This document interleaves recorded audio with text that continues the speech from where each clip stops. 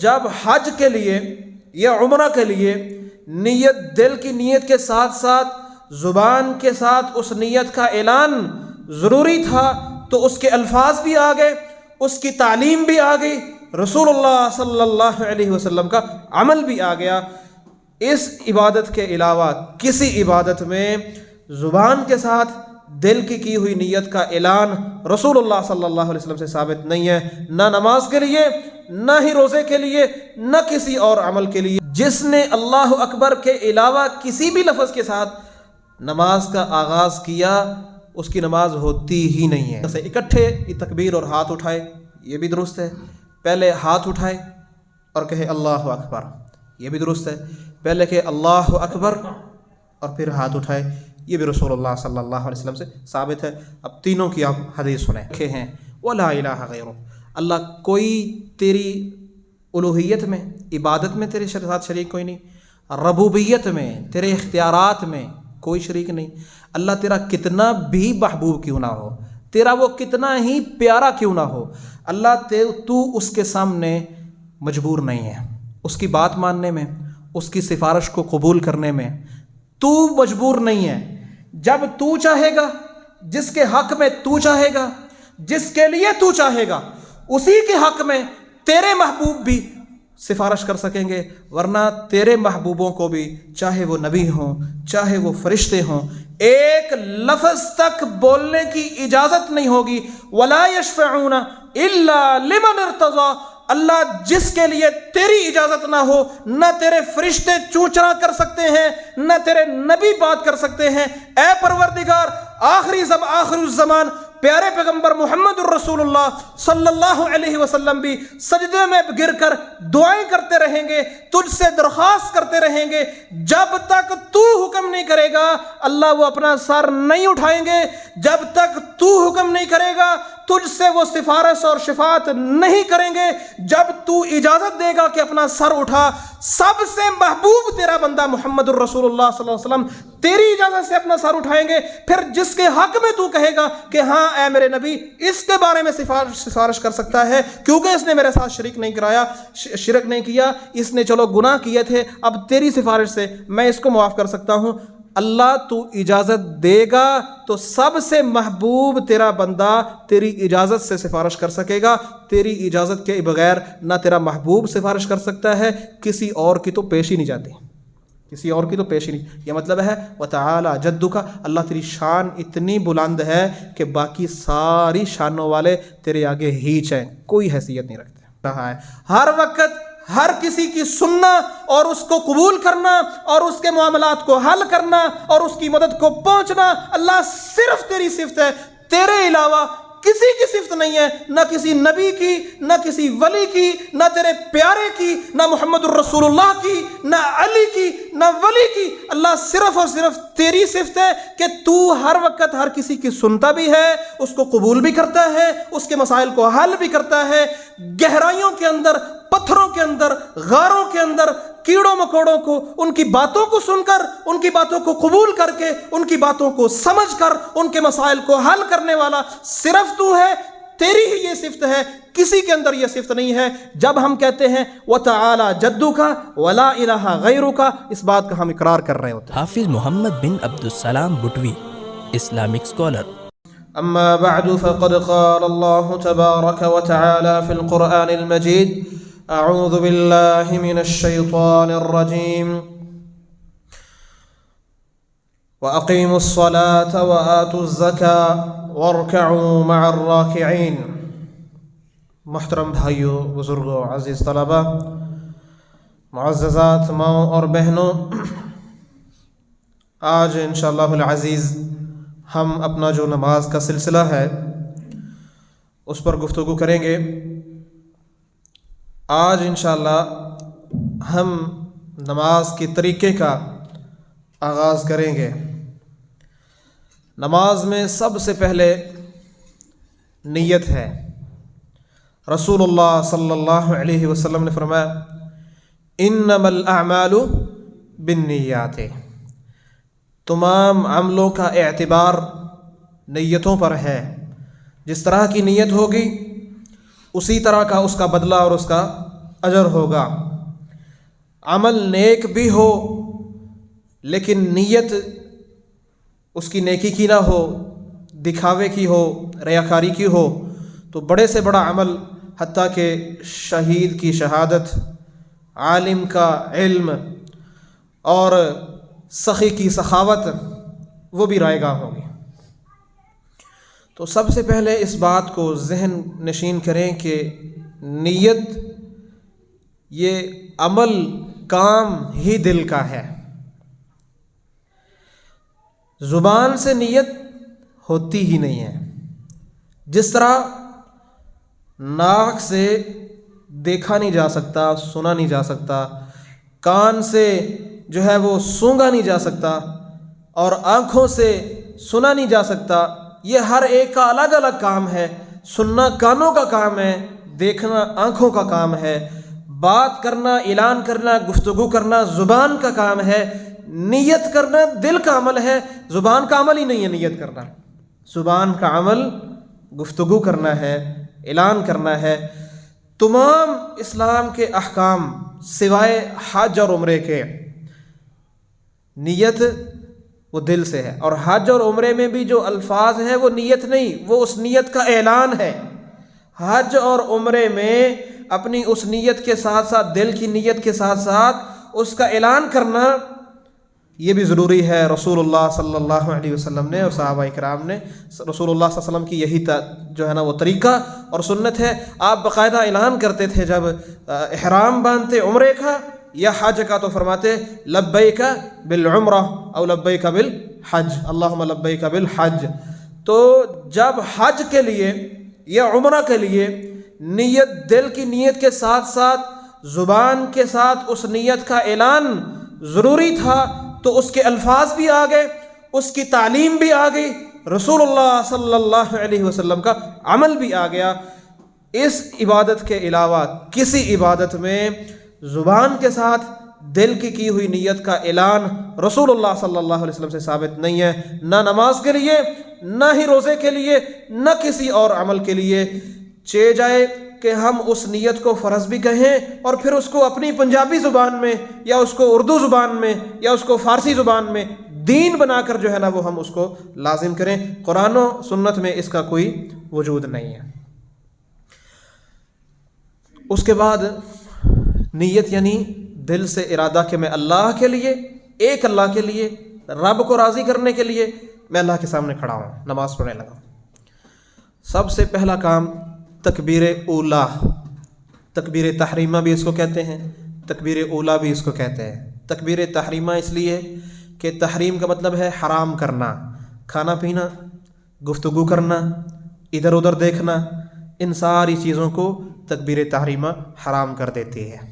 اور تکبیر اولا کا مطلب کیونکہ نماز کی سب سے پہلی تکبیر ہے اور یہ واجب ہے، ضروری ہے۔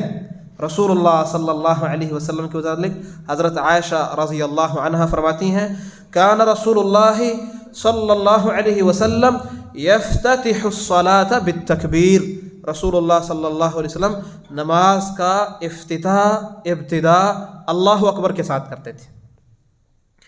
اور خود رسول اللہ صلی اللہ علیہ وسلم نے فرمایا، انما جعل الامام لیؤتم بہ، امام اس لیے بنایا جاتا ہے کہ اس کی اقتداء کی جائے، اس کی پیروی کی جائے، اس کے پیچھے پیچھے چلا جائے۔ آگے فرمایا فَإِذَا كَبَّرَ فَكَبِّرُوا، جب امام اللہ اکبر کہے تو تم اللہ اکبر کہو، یعنی حکم دیا رسول اللہ صلی اللہ علیہ وسلم۔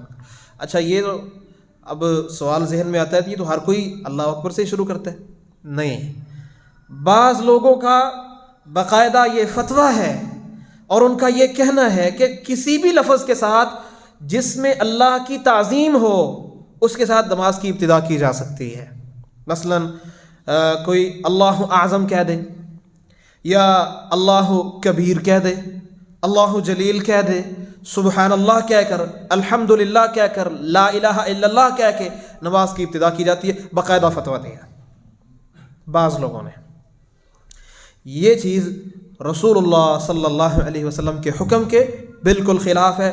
جس نے اللہ اکبر کے علاوہ کسی بھی لفظ کے ساتھ نماز کا آغاز کیا اس کی نماز ہوتی ہی نہیں ہے، ہوتی ہی نہیں ہے۔ رسول اللہ صلی اللہ علیہ وسلم نے ایک شخص کو دیکھا، اس نے نماز پڑھی تو نماز پڑھ کے آ کر سلام کہا، آپ نے سلام کا جواب دیا اور فرمایا ارجع فصلی فإنک لم تصلی، واپس جاؤ نماز پڑھو، تو نے نماز پڑھی ہی نہیں، حالانکہ وہ پڑھ کے آیا تھا۔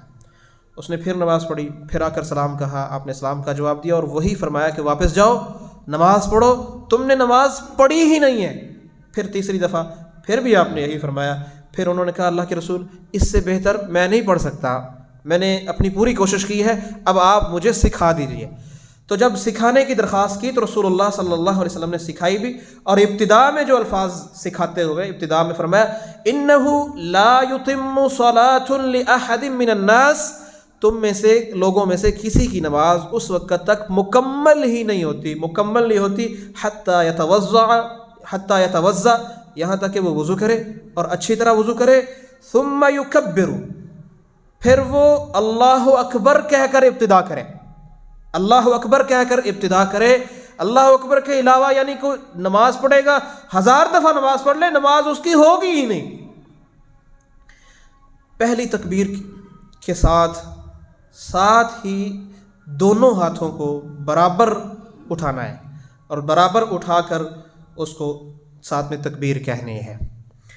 رسول اللہ صلی اللہ علیہ وسلم کے متعلق عبداللہ بن عمر رضی اللہ عنہ فرماتے ہیں کان یرفع یدیہ حذو منکبیہ اذا افتتح الصلاۃ، جب رسول اللہ صلی اللہ علیہ وسلم نماز کو شروع کرتے تو اپنے دونوں ہاتھوں کو اپنے کندھوں تک اٹھاتے، صحیح بخاری کی حدیث ہے، کندھوں کے برابر اٹھاتے۔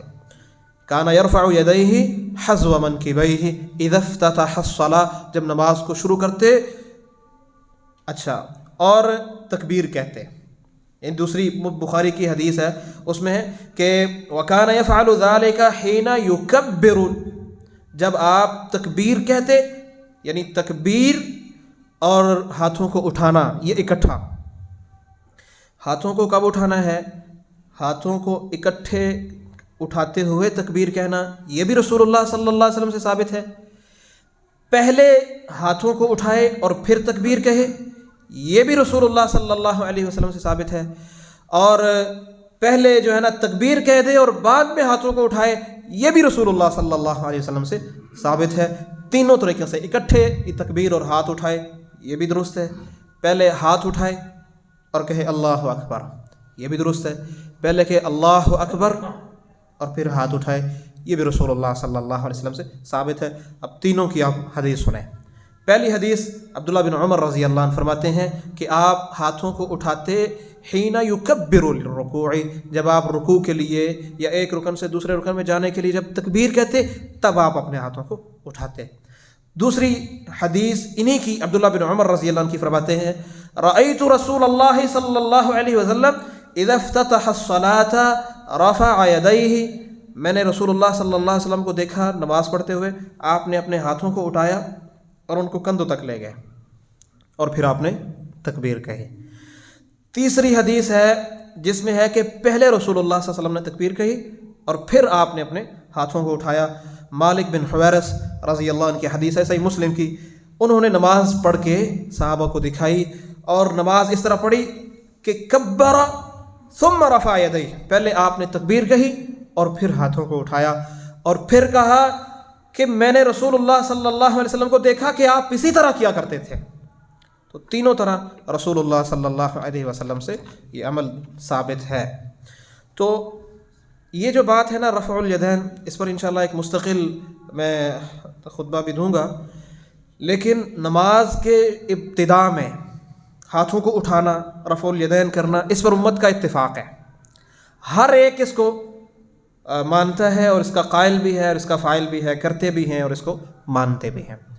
جو لوگ دوسرے مقامات پر رکوع میں جاتے ہوئے یا رکوع سے اٹھتے ہوئے یا تیسری رکعت کے لیے اٹھتے ہوئے رفع الیدین کے اوپر اعتراضات کرتے ہیں، ان کے اکثر اعتراض پہلے رکوع پر بھی وارد ہوتے ہیں۔ جو اعتراضات وہ دوسرے رفع الیدین پر کرتے ہیں، بالکل وہی اعتراضات پہلے رفع الیدین جب ابتدا کرتے ہیں نماز کی اس پر بھی وارد ہوتے ہیں، لیکن وہ پہلے رفع الیدین کو خود بھی کرتے ہیں اور اس کو مانتے بھی ہیں۔ اچھا، مثلاً اعتراضات کیا ہیں؟ پہلا اعتراض ان کا یہ ہے کہ اصل میں رفع الیدین یہ منافقین جو تھے کچھ لوگ وہ آتے تھے اور اپنی بغلوں میں بت چھپا کر لاتے تھے، تو رفع الیدین کا حکم ہوا کہ وہ ہاتھوں کو اٹھائیں تاکہ بت گر جائیں، اور بعد میں رفع الیدین منسوخ ہو گیا۔ تو اس بات سے تو پہلا رفع الیدین بھی منسوخ ہونا چاہیے، جب دوسرے منسوخ ہو گئے تو پہلا بھی ظاہر ہے پہلے اٹھاؤ گے تو گر جائیں گے۔ بعد والا کس لیے منسوخ ہوا کہ منافقین پہلے ایسا کرتے تھے تو بعد منسوخ ہو گیا، تو پھر پہلا بھی تو منسوخ ہونا چاہیے۔ اچھا، جو دوسرا اعتراض یہ ہے کہ آخر تک رسول اللہ صلی اللہ علیہ وسلم کی وفات تک رفع الیدین کرنا ثابت کر کے دکھاؤ، تو ایسا تو پہلے رفع الیدین کے لیے بھی نہیں ہے، یعنی آپ کی وفات تک یہ ثابت ہو کہ نبی پاک صلی اللہ علیہ وسلم نے پہلا رفع الیدین اپنی وفات تک کیا۔ جو حدیثیں بعد والے رفع الیدین کے لیے ہے وہی حدیثیں پہلے رفع الیدین کے لیے، تو پہلے کو برقرار رکھنا اور دوسروں کو جو ہے نا وہ چھوڑ دینا، یہ سراسر اپنے مسلک اور اپنی جو ہے نا وہ اپنے موقف کی تائید صرف کرنا، یہ سنت کے بالکل خلاف ہے، رسول اللہ صلی اللہ علیہ وسلم کا طریقہ نہیں ہے۔ قیام کے اندر ہاتھ جو ہیں وہ باندھنے کہاں پر ہیں؟ سب سے پہلے تو یہ بھی اختلاف ہے بعض لوگوں میں، کچھ لوگ کہتے ہیں کہ ہاتھ باندھنے ہی نہیں ہے، یہ بھی نبی کریم صلی اللہ علیہ وسلم کا طریقہ نہیں ہے، آپ کے طریقے کے خلاف ہے۔ قیام کے اندر رسول اللہ صلی اللہ علیہ وسلم نے اپنے ہاتھوں کو حکم دیا ہے۔ صحابی فرماتے ہیں سہل بن سعد رضی اللہ عنہ، کان الناس یؤمرون ان یضع الرجل یدہ الیمنی علی ذراعہ الیسری، یہ صحیح بخاری کی حدیث ہے۔ فرمایا لوگوں کو حکم دیا جاتا تھا کہ وہ اپنے دائیں ہاتھ کو اپنی بائیں بازو پر رکھیں۔ ذراع عربی میں کہتے ہیں گٹ سے لے کر یہ جو ہے نا کونی تک جو حصہ ہے، کہیں پر بھی یہاں رکھ لے کہیں پر بھی، پوری ذراع پر، پورے بازو پر کہیں بھی ہاتھ رکھ لے، حدیث پر عمل ہو جائے گا۔ تو یہ حکم دیا جاتا تھا، رسول اللہ صلی اللہ علیہ وسلم سے حکم دیا جاتا تھا، لہٰذا یہ کہنا کہ نماز میں ہاتھ چھوڑنا یہ رسول اللہ صلی اللہ علیہ وسلم کا طریقہ بالکل نہیں ہے۔ اگلا مسئلہ ہے کہ ہاتھ جو رکھنے ہیں تو پھر اس کو رکھنا کہاں پر ہے؟ جب ہاتھوں کو باندھنا ہے تو ہاتھ آئیں کہاں پر؟ وائل بن حجر رضی اللہ عنہ فرماتے ہیں صلیت مع رسول اللہ صلی اللہ علیہ وسلم وضع یدہ الیمنی علی یدہ الیسری علی صدرہ، یہ صحیح ابن خزیمہ کی حدیث ہے۔ فرماتے ہیں میں نے رسول اللہ صلی اللہ علیہ وسلم کو دیکھا، آپ نے اپنے دائیں ہاتھ کو بائیں ہاتھ پر رکھا اور اس کو اپنے سینے پر رکھا، اور ایک یعنی جو پیچھے آپ نے حدیث سنی ہے علی ذراعہ الیسری، اپنی جو ہے نا کونی، اپنے بازو پر یہاں کونی سے لے کر گوٹ تک کہیں بھی ہاتھ رکھیں تو زیادہ سے زیادہ وہ ناف سے اوپر تک آتے ہیں، یعنی ہاتھ پر نہ ہو کونی پر ہو تو پھر ناف سے نیچے جاتے ہی نہیں ہیں، الا کہ آدمی جھک جائے۔ بعض لوگوں نے یہ کیا کہ جب انہوں نے دیکھا کہ ہمارے موقف پر کہ یہ جو موقف ہے کہ ہاتھوں کو ناف سے نیچے باندھنا چاہیے، اس پر وارد ہونے والی تمام احادیث ضعیف ہیں، تو اپنے موقف کو تائید دینے کے لیے، قوت دینے کے لیے انہوں نے یہ کہا کہ سینے پر ہاتھ باندھنے کی بھی کوئی صحیح حدیث ثابت نہیں ہے اور زیر ناف ہاتھ باندھنے پر بھی کوئی حدیث ثابت نہیں ہے، اس لیے ہم اس مسئلے کو قیاس سے اور عقل سے حل کریں گے اور یہ تعین کریں گے کہ ہاتھ کہاں باندھنے چاہیے۔ سو عقل کا تقاضا یہ ہے کہ مرد کے لیے زیادہ سطر والی بات یہ ہے کہ وہ اپنے ہاتھوں کو ناف کے نیچے باندھے، اور عورت کے لیے زیادہ سطر والی بات یہ ہے کہ وہ اپنے سینے پر ہاتھ باندھے، یہ انہوں نے تعین کیا۔ اس پر بڑے بڑے دو سوال۔ پہلا سوال یہ پیدا ہوتا ہے کہ کیا رسول اللہ صلی اللہ علیہ وسلم اور اللہ تعالیٰ نے اگر ہاتھوں کو باندھنے کی جگہ کا تعین نہیں کیا، بتایا نہیں، تو اس کا مطلب تو یہ ہے کہ دین میں کمی رہ گئی ہے؟ ایسا تو نہیں ہے، الیوم اکملت لکم دینکم، ہم نے تمہارے دین کو مکمل کر دیا ہے۔ تو اسلام کے اندر ہاتھوں کو باندھنے کی جگہ کا تعین موجود ہے۔ دوسرا اس پر سوال یہ ہوتا ہے کہ اگر کمی رہ گئی ہے تو اس کمی کو پورا کرنا کس کی ذمہ داری ہے؟ کیا کسی شخص کے متعلق اللہ تعالیٰ نے یا رسول اللہ نے بتایا ہے کہ یہ بندہ اس کمی کو پورا کرے گا؟ حقیقت یہ ہے کہ جب ہم اپنے موقف جو حدیث کے ساتھ موقف ٹکراتا ہو اس کو ثابت کرنے کی کوشش کریں گے تو پھر ہم حدیث سے بہت دور چلے جائیں گے۔ حدیث میں رسول اللہ صلی اللہ علیہ وسلم سے یہ بات بالکل صحیح احادیث سے ثابت ہے کہ آپ اپنے ہاتھوں کو نماز کے اندر باندھتے تھے۔ دوسرا کہ رسول اللہ صلی اللہ علیہ وسلم کو جو ہے وہ اپنے ہاتھ کو اپنے سینے پر، اپنے ہاتھوں کو اپنے سینے پر رکھتے تھے، یعنی ناف سے اوپر۔ یا زیادہ سے زیادہ احادیث سے جو بات ملتی ہے وہ یہ ہے کہ سینے کے قریب، ناف سے اوپر سینے پر یا سینے کے قریب قریب رسول اللہ صلی اللہ علیہ وسلم اپنے ہاتھوں کو باندھتے تھے۔ اور یہ بات کہ مرد اور عورت کے ہاتھ باندھنے میں فرق تو کہیں کسی ضعیف کیا کسی موضوع من گھڑت روایت میں بھی ایسا موجود نہیں ہے، کسی من گھڑت روایت میں بھی نہیں ہے۔ یہ صرف عقل، بلکہ ان کا اپنا کہنا ہے کہ ہم یہ عقل سے قیاس کرتے ہیں کہ عورت کا سینے پر ہاتھ باندھنا سطر کے زیادہ قریب ہے۔ بھائیو، اسلام کے اندر عقل کی نہیں چلتی، عقل کی نہیں چلتی، یعنی مرد اور عورت کے نماز کے اندر ہاتھ باندھنے میں اسلام کے اندر کوئی فرق نہیں ہے کہ مرد زیر ناف ہاتھ باندھیں اور عورتیں اپنے سینے پر ہاتھ باندھیں، یہ فرق اسلام کے اندر نہیں ہے۔ ہاتھ باندھنے کے بعد سب سے پہلا کام رسول اللہ صلی اللہ علیہ وسلم کیا کیا کرتے تھے؟ ابو ہریرہ رضی اللہ عنہ فرماتے ہیں کان رسول اللہ صلی اللہ علیہ وسلم یسکت بین التکبیر والقراءۃ اسکاتۃ، آپ جب تکبیر کہتے اور جو قراءت شروع کرتے اس کے درمیان آپ خاموش رہتے تھے۔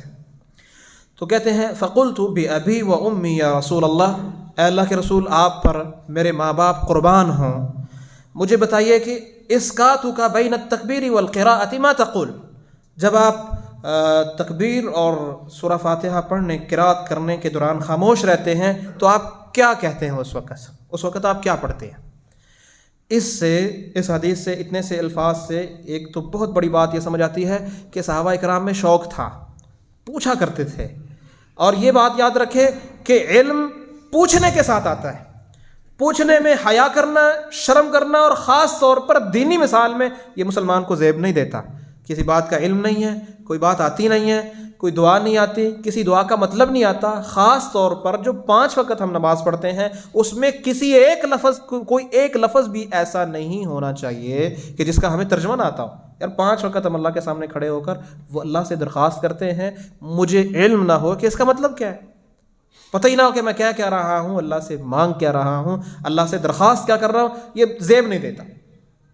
تو کہا اے اللہ کے رسول میرے ماں باپ آپ پر قربان ہوں، تکبیر اور قراءت کے درمیان آپ خاموش رہتے ہیں، آپ کیا پڑھتے ہیں؟ صحیح بخاری کی حدیث ہے۔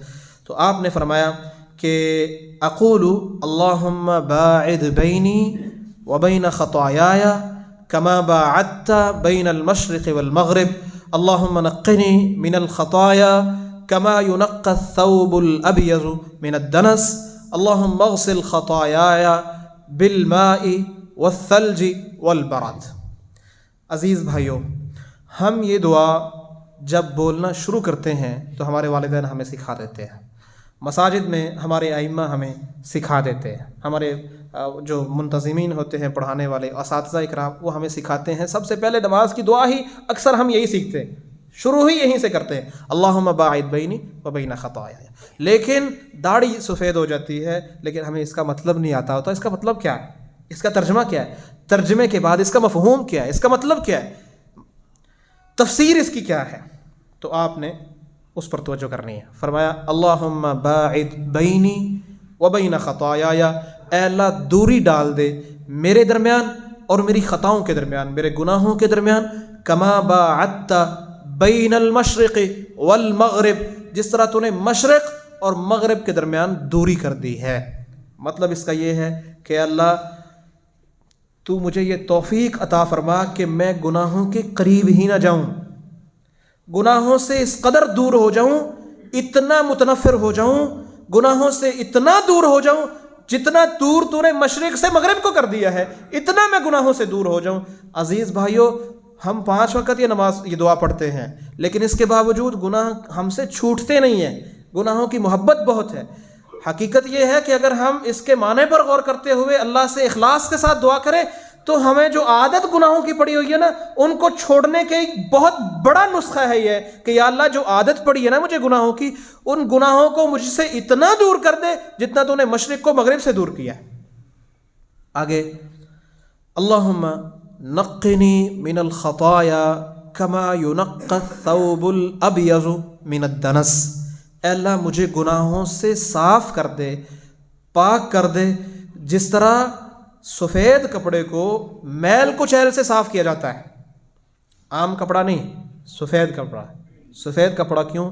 کیونکہ سفید کپڑے پہ تھوڑا سا داغ بھی ہو تو وہ نمایاں نظر آتا ہے، تو بندہ کوشش کرتا ہے کہ اس چھوٹے سے داغ کو بھی ختم کرے۔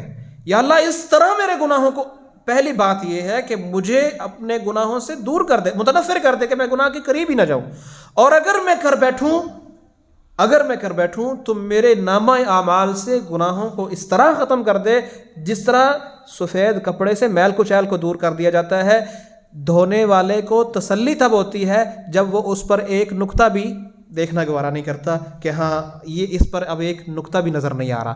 رنگ دار کپڑا ہو تو چھوٹے موٹے نقطے اور داغ ان کی بندہ پرواہ نہیں کرتا۔ فرمایا کما ینقی الثوب الابیض من الدنس، ایک جو سفید کپڑا ہے اس پہ تھوڑا سا داغ ہو وہ بھی نمایاں نظر آتا ہے، تو کہا اس طرح صاف کر جس طرح سفید کپڑے کو صاف کیا جاتا ہے۔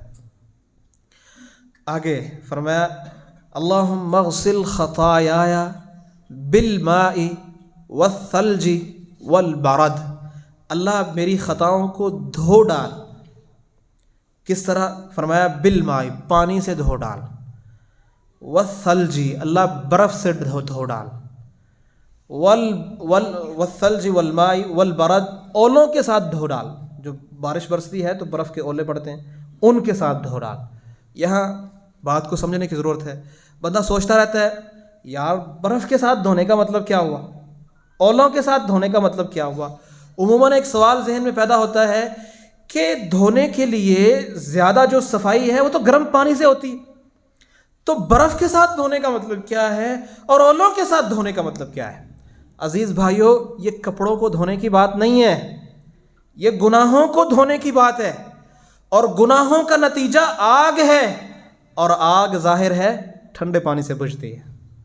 تو کہا میرے گناہوں کو اپنی رحمت کی برف کے ساتھ، جہنم کی آگ کو جو میرے لیے تیار ہے میرے گناہوں کی وجہ سے، اس کو اپنی رحمت کی جنت کی برف کے ساتھ اور اولوں کے ساتھ اس آگ کو بجھا ڈال۔ اتنی زبردست دعا ہم اللہ کے سامنے پڑھتے ہیں، کہتے ہیں، درخواست کرتے ہیں، ہمیں اس کا مطلب نہیں آتا ہوتا، ہمیں اس کا معنی مفہوم نہیں آتا ہوتا۔ تو جب اس معنی اور مفہوم کے ساتھ ہم مانگیں گے، پہلی بات یہ ہے ہمارے مانگنے کی، اللہ کے سامنے درخواست کرنے کی کیفیت بدل جائے گی۔ جب ہمیں پتہ ہوگا ہم مانگ کیا رہے ہیں، کیفیت بدل جائے گی، اور اللہ تعالیٰ ہماری دعا کو قبول بھی کرے گا۔ دوسری دعا فرمایا سبحانک اللہم وبحمدک وتبارک اسمک وتعالی جدک ولا الہ غیرک۔ سبحانک اللہم وبحمدک، اے اللہ تو پاک ہے، اپنی حمد کے ساتھ تو پاک ہے۔ پاک ہے کن چیزوں سے پاک ہے؟ اپنے تمام معبود جو تیرے غیر ہیں ان سب سے پاک ہے، اور تو اولاد سے پاک ہے، کسی ہم سر سے پاک ہے، کسی برابری کرنے والے سے پاک ہے۔ سبحانک اللہم وبحمدک وتبارک اسمک، اللہ تیرا نام، وتبارک بہت بابرکت ہے، اسمک تیرا نام، تیرا نام بہت بابرکت ہے، یعنی ہم تیرے نام سے ہی ہر کام کا آغاز کرتے ہیں۔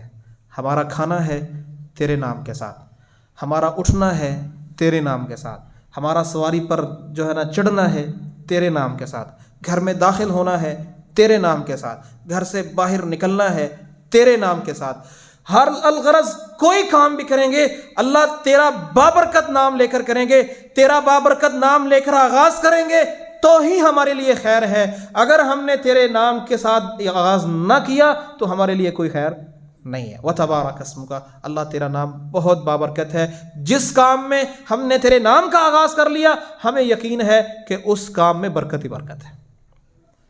وتعالی جدک، اللہ تیری شان بہت بلند ہے، تیری شان بہت بلند ہے۔ ولا الہ غیرک، اور اللہ تیرے علاوہ کوئی الہ نہیں ہے۔ یہ جو دو باتیں ہیں نا، وتعالی جدک वला इलाहा गैरुक। अज़ीज़ भाइयों, ये अपने अंदर तौहीद का मौजू समेटे हुए हैं, तौहीद का मौजू। नमाज की इब्तिदा करने से पहले हम अल्लाह के सामने एक एतराफ़ कर रहे होते हैं, अल्लाह इबादत में तेरा शरीक कोई नहीं, अल्लाह रबूबियत में, पालने में, दुनिया का निज़ाम चलाने में तेरा कोई शरीक नहीं है। तूने अपने इख्तियारात न किसी नबी को दे रखे हैं, न किसी वली को दे रखे हैं, न किसी महबूब को दे रखे हैं। वला इलाहा गैरुक। अल्लाह कोई तेरी उलूहियत में, इबादत में तेरे साथ शरीक कोई नहीं, रबूबियत में, तेरे इख्तियारात में कोई शरीक नहीं। अल्लाह तेरा कितना भी महबूब क्यों ना हो, तेरा वो कितना ही प्यारा क्यों ना हो, अल्लाह तू उसके सामने मजबूर नहीं है। उसकी बात मानने में, उसकी सिफारिश को कबूल करने में तू मजबूर नहीं है। जब तू चाहेगा, जिसके हक में तू चाहेगा, जिसके लिए तू चाहेगा, उसी के हक में तेरे महबूब भी सिफारिश कर सकेंगे। वरना तेरे महबूबों को भी, चाहे वो नबी हों, चाहे वो फरिश्ते हों, एक लफ्ज़ तक बोलने की इजाज़त नहीं होगी। वला यशफ़ऊना इल्ला लिमन इर्तज़ा। अल्लाह जिसके लिए तेरी इजाज़त ना हो, न तेरे फरिश्ते चूचरा कर सकते हैं, न तेरे नबी बात कर सकते हैं। ऐ परवरदिगार, आखिरी ज़मान प्यारे पैगंबर मोहम्मद रसूलुल्लाह सल्लल्लाहु अलैहि वसल्लम भी सजदे में गिरकर दुआएं करते रहेंगे, तुझसे दरख्वास्त करते रहेंगे। जब तक तू हुक्म नहीं करेगा, अल्लाह वो अपना सर नहीं उठाएंगे।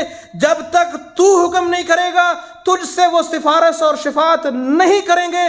जब तू इजाज़त देगा कि अपना सर उठा, सबसे महबूब तेरा बंदा मोहम्मद रसूलुल्लाह सल्लल्लाहु अलैहि वसल्लम तेरी इजाज़त से अपना सर उठाएंगे। फिर जिसके हक में तू कहेगा कि हाँ ऐ मेरे नबी, इसके बारे में सिफारिश कर सकता है, क्योंकि इसने मेरे साथ शिरक नहीं कराया, शिरक नहीं किया, इसने चलो गुनाह किए थे, अब तेरी सिफारिश से मैं इसको माफ़ कर सकता हूँ। अल्लाह तू इजाज़त देगा तो सबसे महबूब तेरा बंदा तेरी इजाज़त से सिफारिश कर सकेगा। तेरी इजाज़त के बगैर ना तेरा महबूब सिफारिश कर सकता है, किसी और की तो पेश ही नहीं जाती, किसी और की तो पेश ही नहीं। यह मतलब है व तआला जद्दुका, अल्लाह तेरी शान इतनी बुलंद है कि बाकी सारी शानों वाले तेरे आगे हीच हैं, कोई हैसियत नहीं रखते। वला इलाहा गैरुक। अल्लाह तेरी इबादत में, तेरे इख्तियारात में, तेरी सिफ़ात में कोई शरीक नहीं है। तेरी सिफ़त है तू हर वक्त सब कुछ जानता है। अल्लाह ये सिफ़त किसी में नहीं है, तेरे किसी महबूब में नहीं है, किसी प्यारे में नहीं है, तेरे अलावा किसी ज़ात में ये सिफ़त नहीं है। अल्लाह तेरी सिफ़त है तू हर वक्त हर एक के हालात को, अगले हालात, पिछले हालात, सब कुछ जानता है। अल्लाह ये सिफ़त ना तेरे अंबिया में है, ना तेरे बंदों में है, ना तेरे फरिश्तों में है, सिर्फ़ और सिर्फ तू ही जानता है। गैब को तू जानता है, हाजिर को तू जानता है, हो चुका है उसको भी तू जानता है, जो होने वाला है उसको भी तू जानता है। अल्लाह ये तेरी सिफ़त है, तेरे अलावा किसी की नहीं। हर वक्त हर चीज़ को हर जगह पर बैक वक्त देखना अल्लाह तेरी सिफ़त है, तेरे अलावा किसी की सिफ़त नहीं है, ना तेरे महबूब की, ना तेरे अंबिया की, ना तेरे फरिश्तों की। अल्लाह सिर्फ़ और सिर्फ तेरी सिफ़त है कि तू हर वक्त हर किसी को देख रहा है, हर वक्त हर किसी की सुनना और उसको कबूल करना और उसके मामलात को हल करना और उसकी मदद को पहुँचना, अल्लाह सिर्फ तेरी सिफ़त है, तेरे अलावा किसी की सिफ़त नहीं है। ना किसी नबी की, ना किसी वली की, ना तेरे प्यारे की, ना मोहम्मद रसूलुल्लाह की, ना अली की, ना वली की। अल्लाह सिर्फ और सिर्फ तेरी सिफ़त है कि तू हर वक्त हर किसी की सुनता भी है, उसको कबूल भी करता है, उसके मसाइल को हल भी करता है। गहराइयों के अंदर, पत्थरों के अंदर, गारों के अंदर, कीड़ों मकोड़ों को, उनकी बातों को सुनकर, उनकी बातों को कबूल करके, उनकी बातों को समझकर, उनके मसाइल को हल करने वाला सिर्फ तू है।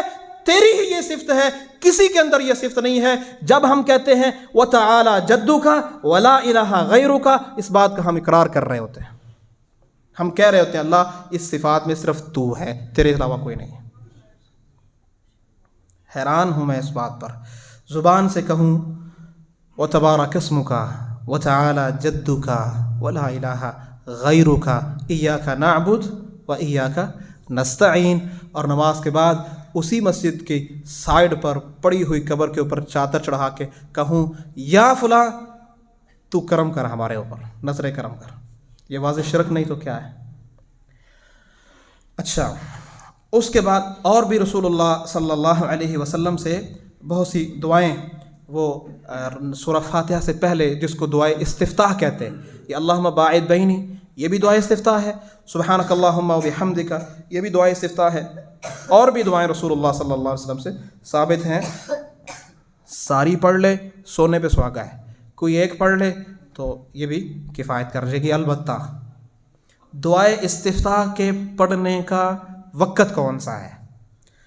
جب امام سورہ فاتحہ سے پہلے خاموش ہو اور دعائے استفتاح پڑھ رہا ہو تب مقتدی پڑھ سکتا ہے۔ جب امام سورۃ الفاتحہ کی قرات شروع کر دے اس کے بعد اگر کوئی شخص آیا، چاہے وہ پہلی رکعت ہے، تو وہ دعائے استفتاح نہیں پڑھ سکتا۔ یعنی اگر اس کو وہ وقت مل گیا ہے جس وقت میں امام خاموش ہے اور اپنی دعا پڑھ رہا ہے، دعائے استفتاح، اس وقت تو پڑھے گا۔ جب امام قرات شروع کر دے تو وہ نہیں پڑھ سکتا۔ اس کی دلیل سنیں، رسول اللہ صلی اللہ علیہ وسلم نے فرمایا کہ لعلکم تقرؤون خلفی، شاید تم میرے پیچھے پیچھے پڑھتے ہو جب میں پڑھ رہا ہوتا ہوں، قرات کر رہا، یعنی سورہ فاتحہ کے بعد میں جب آگے پڑھ رہا ہوتا ہوں، شاید تم میرے پیچھے پیچھے پڑھتے ہو۔ آپ نے فرمایا جی ہاں، صحابہ نے کہا ہاں جی ہم آپ کے پیچھے پیچھے پڑھتے ہیں۔ فرمایا فلا تفعلوا، ایسا نہ کرو۔ میرے اوپر قرات بھاری ہو گئی تو اس سے آپ نے پہچانا شاید میرے پیچھے پڑھتے ہیں، تو آپ نے کہا کیا تم پیچھے پڑھتے ہو؟ فرمایا ہاں جی ہم پڑھتے ہیں۔ کہا پھر نہ پڑھو الا بام الکتاب، سوائے سورۃ الفاتحہ کے۔ جب امام قرات کر رہا ہو ایک ہی چیز پڑھنے کی اجازت ہے، اور وہ کیا ہے؟ سورۃ الفاتحہ، اس کے علاوہ کچھ پڑھنے کی اجازت نہیں ہے۔ ہاں امام خاموش ہے، ابھی وہ پڑھ رہا ہے، اس وقت جو ہے نا وہ دعائے استفتاح پڑھی جائے گی۔ دعائے استفتاح اللہم باعد بینی، سبحانک اللہم و بحمدک، یا دوسری دعائیں جو ہے وہ جنازے کے اندر ثابت نہیں ہے، رسول اللہ صلی اللہ علیہ وسلم سے ثابت۔ ہر نماز، وہ نماز عید ہو، نماز استسقاء ہو، نماز قصوف ہو، یا جو ہم نماز پڑھتے ہیں نوافل فرائض، اس میں تو ثابت ہے قیاس کے ساتھ یا رسول اللہ صلی اللہ علیہ وسلم کی نص کے ساتھ ثابت ہے۔ لیکن جنازے کے اندر دعائے استفتاح نہیں، اللہ اکبر الحمدللہ رب العالمین، رکنا نہیں ہے، دعائے استفتاح نہیں پڑھنی ہے، خاموش نہیں ہونا، اللہ اکبر الحمدللہ رب العالمین۔ اللہ سے دعا ہے اللہ سمجھنے کی، عمل کرنے کی توفیق عطا فرمائے۔ واقول قولی ھذا استغفر اللہ لی ولکم ولسائر المسلمین واستغفروہ انہ هو الغفور الرحیم ورسولہ صلی اللہ علیہ وسلم۔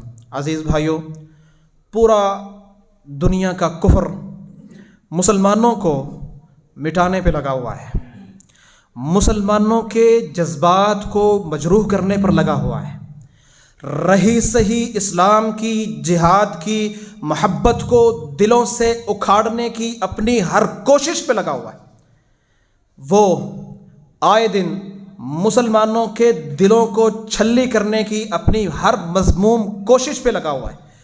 کبھی وہ مسلمانوں کے علاقوں پر ناجائز قبضے کر کے، کبھی مسلمانوں کی سب سے عظیم کتاب جس پر ان کی سب جانیں مال سب کچھ قربان ہے اس کی بے حرمتی کر کے، کبھی مسلمانوں کے دلوں کے ساتھ جڑی ہوئی جگہ مساجد ان کو شہید کر کے اور ان کی جگہ پر اپنے مندر تعمیر کر کے مسلمانوں کو بتانا چاہتا ہے کہ مسلمانوں، جب سے تم نے اپنے نبی کے فرامین کو بھلایا، اللہ تعالیٰ کے احکام کو بھلایا، جب سے تم نے جہاد کو پیچھے چھوڑ کے اپنی زندگیوں، اپنے مالوں اور اپنی دنیا کو محبوب رکھا، دیکھو دنیا میں تمہارا کیا حال ہو رہا ہے۔ نہ تمہارے ساتھیوں مسلمانوں کا کوئی حال پوچھنے والا ہے، نہ تمہاری کتاب کی کوئی حفاظت کرنے والا ہے، سرے عام تمہاری کتاب کو جلایا جاتا ہے۔ تم صرف افسوس کرنے کے، بیانات دینے کے، ریلیاں نکالنے کے، مسلمان دنیا میں اربوں کھربوں کی تعداد ہونے کے باوجود، صرف بیان دینے کے باوجود، مسلمانوں تم کچھ ہمارا بگاڑ نہیں سکتے، ہم تمہاری عبادت خانوں کو گرا کر، مسمار کر کے، منہدم کر کے ہم ان پر مندر تعمیر بھی کر لیتے ہیں۔ تم ہمارا کچھ بگاڑ نہیں سکتے. وہ للکار رہے ہیں اور مسلمان کو ایک منٹ کے لیے بھی یہ ہوش نہیں آتا کہ رب کا مجھ سے وعدہ تھا ولا تہینوا ولا تہینوا، فرمایا کہ کمزور نہیں بننا، ولا تحزنوا، غم نہیں کھانا، انتم الاعلون ان کنتم مؤمنین، میرے قرآن پہ عمل تم کرنا، محمد کے فرمان پہ عمل تم کرنا، جہاد کو مضبوطی سے تم تھامے رکھنا، اسلام کو غالب کرنے کی جتنی تم سے کوشش ہو سکتی ہے تم کرتے رہنا، تمہیں غالب کرنا، تمہیں آگے بڑھانا، اسلام کی حکومت کو جو ہے وہ دنیا کے اندر غالب کر کے دکھانا، کفر کو مٹا کے دکھانا، یہ میری ذمہ داری ہے. شرط یہ ہے ان کنتم مؤمنین، مومن بن کے دکھانا، اسلام پہ عمل کر کے دکھانا، دنیا کے نظاموں کا حصہ نہ بننا. تم مومن بن کے دکھانا، تمہیں دنیا میں غالب کر کے دکھانا میرا کام ہے. دنیا میں غالب کر کے، کفر کو مغلوب کر کے یہ دکھانا میرا کام ہے. تم طاقت کو نہ دیکھنا، تم تعداد کو نہ دیکھنا. 313 نکلنے والے بھی مسلمان تھے، ہزاروں کی تعداد پر غالب آئے. جب نکلے تھے 313 تھے، جب غالب آئے تھے پوری دنیا پر آ گئے تھے. یہ اسباب، اللہ تعالیٰ اسباب کو نہیں دیکھتا، اللہ کوششوں کو دیکھتا ہے. مسلمانوں نے جب کوششیں کرنا بھی چھوڑ دی، جب بات کرنا، حتیٰ کہ حکمرانوں نے وہ بالکل چپ کر کے بیٹھ گئے، پھر دنیا للکار للکار کے مسلمانوں کو تکلیفیں دیتی. تو عزیز بھائیوں، ہم کیا کر سکتے ہیں؟ ہم کیا کر سکتے ہیں؟ ہم اللہ سے دعا کریں کہ اللہ تعالیٰ ہمیں ایسے لوگ عطا فرمائے جو کفر کی آنکھوں میں آنکھیں ڈال کر بات کرنے والے ہوں. میں آپ کو ایک بات بتاؤں، تاریخ کو اٹھا کر دیکھنا. یزید بن معاویہ وہ جہاد کرتے کرتے جب قسطنطینیہ تک پہنچے تو ساتھ میں رسول اللہ صلی اللہ علیہ وسلم کے صحابی ابو ایوب انصاری آخری صحابہ میں سے تھے. جب قریب پہنچے تو ان کی موت ہو گئی اور انہوں نے نصیحت کی کہ جس قدر آگے جا سکو مجھے وہاں قسطنطینیہ میں جتنا آگے جا سکو مجھے وہاں دفن کرنا، مجھے وہاں دفن کرنا. تو انہوں نے ایسا ہی کیا، لیکن ان کو علم تھا کہ یہ عیسائیوں کی جو جگہ ہے، یہ ضرور ہمارے اس صحابی رسول کی قبر کی گستاخی کریں گے. تو ایک تختی لکھی اور اس قبر پر لگا دی. کہا او لوگو، او عیسائیوں، یہ ہمارے لوگوں میں سب سے عظیم شخص ہے، ہمارے محمد الرسول اللہ صلی اللہ علیہ وسلم نبی کے صحابہ میں سے صحابی ہے. سنو، اگر تم نے اس کی قبر کی بے حرمتی کی، لَأَهْدِمَنَّ كُلَّ كَنِيسَةٍ مِّنْ أَرْضِ الْإِسْلَامِ، عیسائیوں سنو، اگر تم نے محمد الرسول اللہ کے صحابی کی قبر کی بے حرمتی کی، میں اسلام کی زمین پر ہر کلیسے، ہر عبادت کو منہدم کر کے رکھ دوں گا. ہمت نہیں پڑی، اللہ کی قسم کسی کی ہمت نہیں پڑی. آج حکمران یہ بات کر سکتے ہیں؟ خبردار میری عبادت خانوں کو، ہماری مسجدوں کو اگر تم نے ہاتھ لگایا ہم تمہارے سارے کلیسوں کو گرا دیں گے. بات کر سکتے ہیں؟